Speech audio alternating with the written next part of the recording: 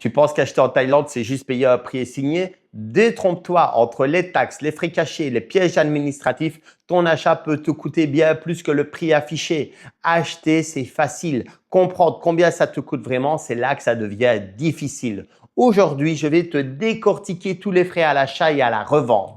Transfer fee, stamp duty, withholding tax, business tax, maintenance et tous les petits trucs que personne ne te dit. À la fin de cette vidéo, tu sauras vraiment combien tu vas perdre et comment limiter les dégâts. Pas de blabla, que du concret. J'ai déjà vu quelqu'un acheter un condo parce que le prix semblait gagnant et perdre 8% du bien au transfert parce qu'il n'avait pas compris qui payait quoi. On va juste éviter que ce soit toi le prochain. On va y aller en 4 parties. On va commencer par les frais à l'achat. Qui paye quoi? Ensuite, on verra les charges courantes et ce qu'elles cachent. Juste après, on verra les impôts à la revente, c'est hyper important. Et enfin, les stratégies pour réduire les coûts et optimiser ta revente. Commençons par les frais à l'achat et qui paye quoi. Quand tu arrives en Thaïlande pour acheter un bien, tu te rends vite compte d'une chose. Le prix affiché n'est jamais le prix final. Il y a toujours des frais autour. Et si tu ne les connais pas, tu peux facilement perdre plusieurs milliers d'euros sans comprendre pourquoi. Le premier frais, c'est le transfert fee. En Thaïlande, le transfert de propriété coûte 2% de la valeur du bien tel qu'il est enregistré au Land Office. Pas la valeur que tu crois, pas la valeur sur l'annonce, la valeur enregistrée au Land Office. C'est important. Et je te dirai ça pourquoi en fin de vidéo. Et la question que tout le monde se pose, c'est qui paye ces 2%? Normalement, c'est négocié entre l'acheteur et le vendeur. Souvent, c'est 50-50. Mais dans la pratique, surtout dans l'immobilier neuf, c'est très souvent l'acheteur qui paye tout. Pourquoi? Parce que les promoteurs ont standardisé ça comme ça. Si tu veux l'appartement, tu acceptes nos conditions. Et puis, c'est tout. Ensuite, il y a la stamp duty. C'est un impôt qui remplace d'autres taxes, mais il n'est pas appliqué dans tous les cas, juste dans certains cas. Il est généralement payé par le vendeur, mais tout dépend du type de vente. Le problème, c'est que beaucoup d'acheteurs n'en entendent même pas parler et découvrent ça au moment de signer. Le troisième élément, c'est la withholding tax, qu'on pourrait traduire comme une retenue à la source. Quand tu achètes un bien en Thaïlande à quelqu'un d'autre, cette taxe est en principe à la charge du vendeur. Mais si le vendeur est une société, la facture peut vite grimper. Et selon la façon dont la valeur du bien a été déclarée au fil des années, tu peux te retrouver au milieu d'un calcul que tu ne comprends pas, mais que tu dois attendre pour finaliser ton transfert.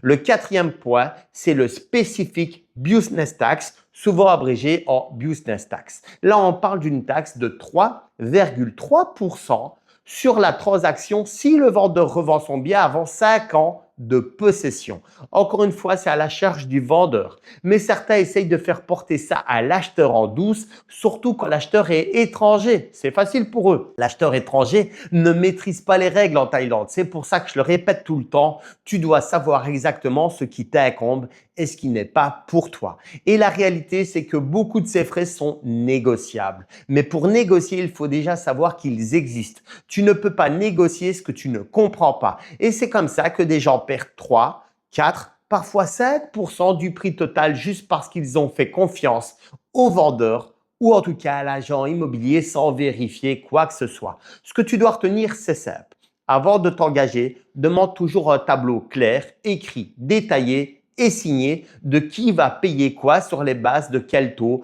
avec quel scénario, etc., etc. Un vendeur sérieux n'aura aucun problème à te donner ça.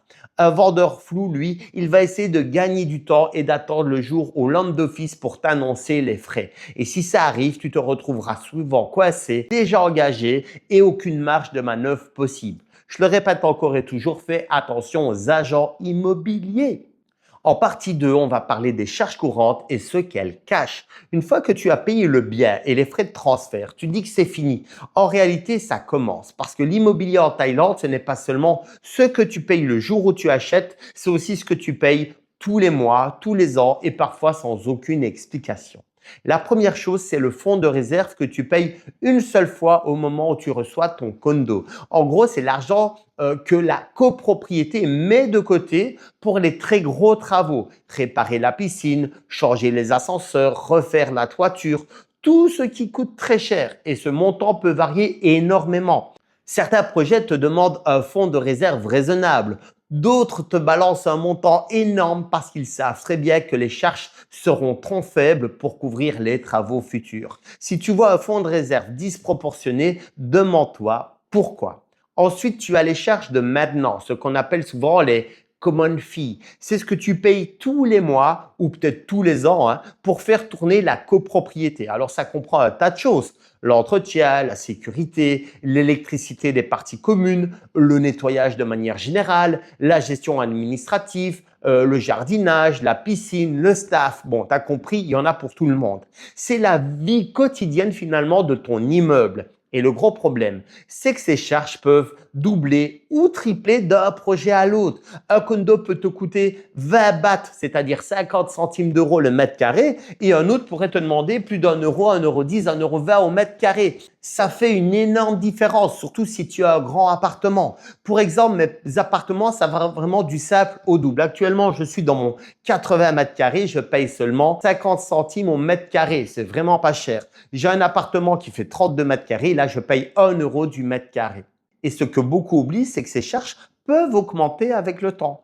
Plus le bâtiment vieillit, plus les coûts montent, plus la copropriété est mal gérée, plus tu pourrais payer. Tu dois aussi regarder ce qu'on appelle les frais de gestion. Certaines résidences ajoutent des frais pour la gestion externe, pour le management de la copropriété ou pour la société qui s'occupe du bâtiment. C'est parfois justifié, mais parfois c'est juste un moyen pour le promoteur de continuer à gagner de l'argent sur ton dos, même après t'avoir vendu le bien. Et puis, il y a les petites choses que personne dit. Le remplacement des cartes d'accès, les frais de parking, les frais de réparation, les parties communes, les contributions spéciales quand il y a un gros problème imprévu. Par exemple, si l'ascenseur tombe en panne et qu'il faut 5 000 € pour le remplacer, bon, c'est pas toi qui vas payer les 5 000 €. Mais crois-moi, ils viendront chercher l'argent chez toi et chez tous les autres propriétaires.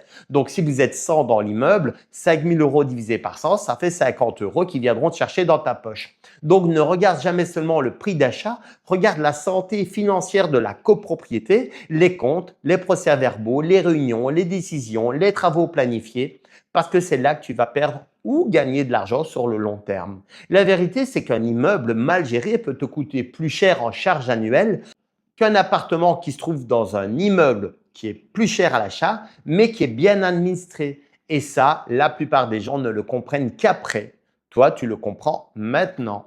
En troisième partie, il y a les impôts à la revente. Là, c'est hyper important. Quand tu achètes, tu te concentres toujours sur le prix. Mais ce que beaucoup oublient, c'est que le vrai piège se trouve parfois à la sortie. Parce qu'en Thaïlande, revendre un bien, c'est pas juste encaisser un virement et dire merci, c'est aussi payer des taxes. Et si tu ne les anticipes pas, tu peux perdre une partie nette de ta plus-value ou même vendre à perte sans t'en rendre compte.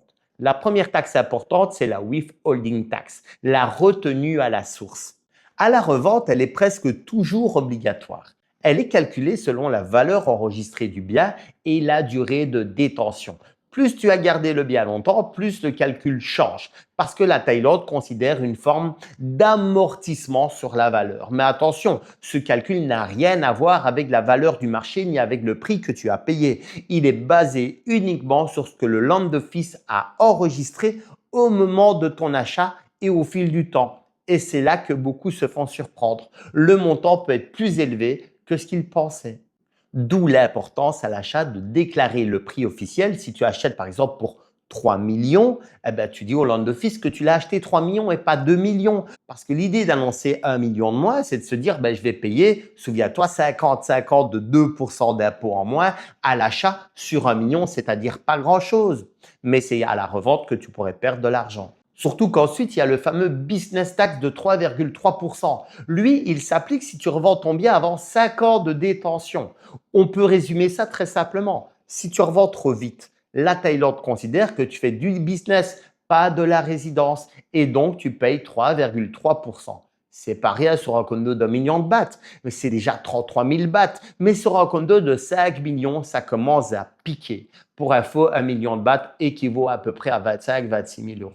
Ensuite, il y a le stamp duty qui peut apparaître ou disparaître selon ton cas. Si le business tax s'applique, tu ne payes généralement pas la stamp duty.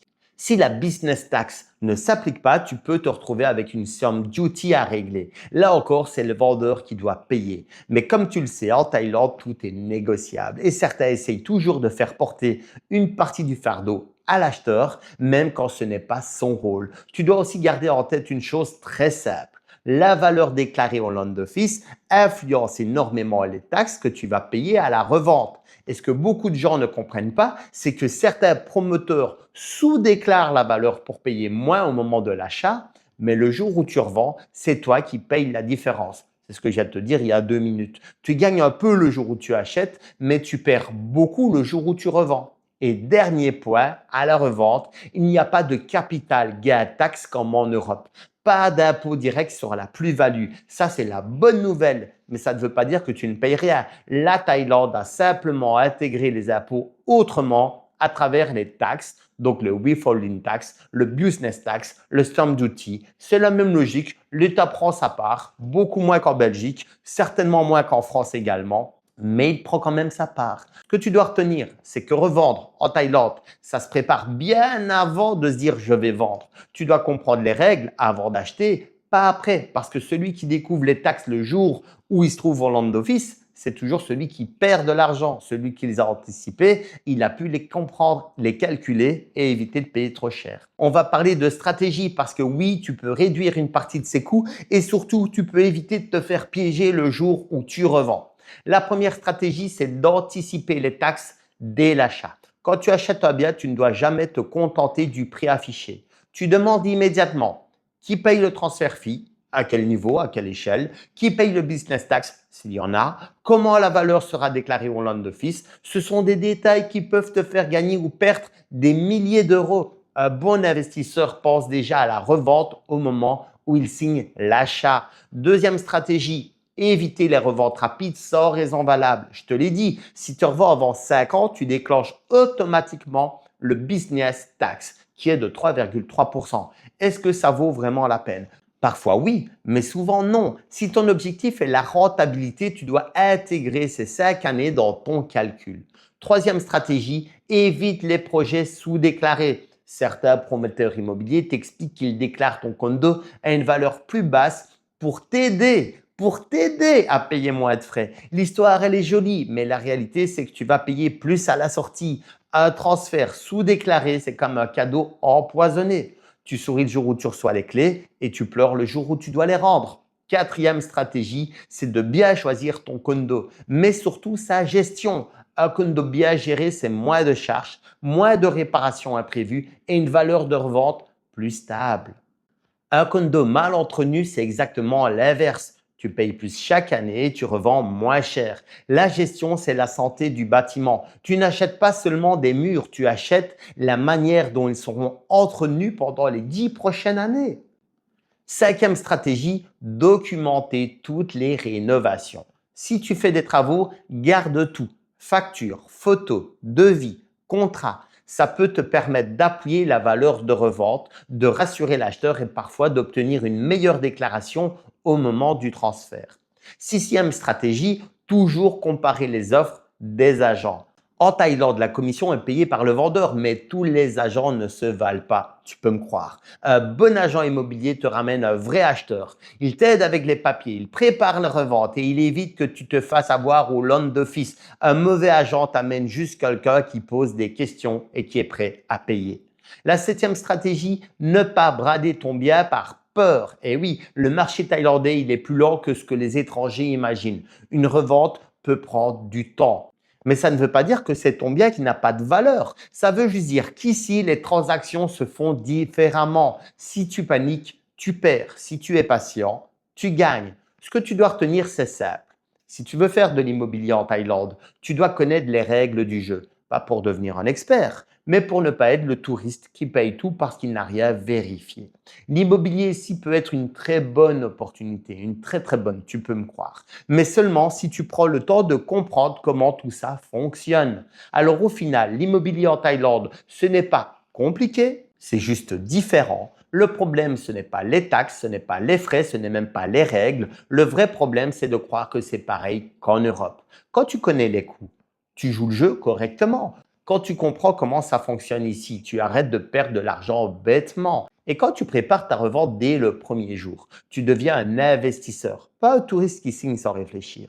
La Thaïlande, elle peut te faire gagner beaucoup, elle peut aussi t'enlever beaucoup. La différence, elle se joue sur ta capacité à poser les bonnes questions, à ne pas te laisser endormir et à comprendre ce que tu signes. Alors, si tu veux investir ici, retiens juste une chose. Tu n'as pas besoin d'être un expert, tu as juste besoin d'être informé.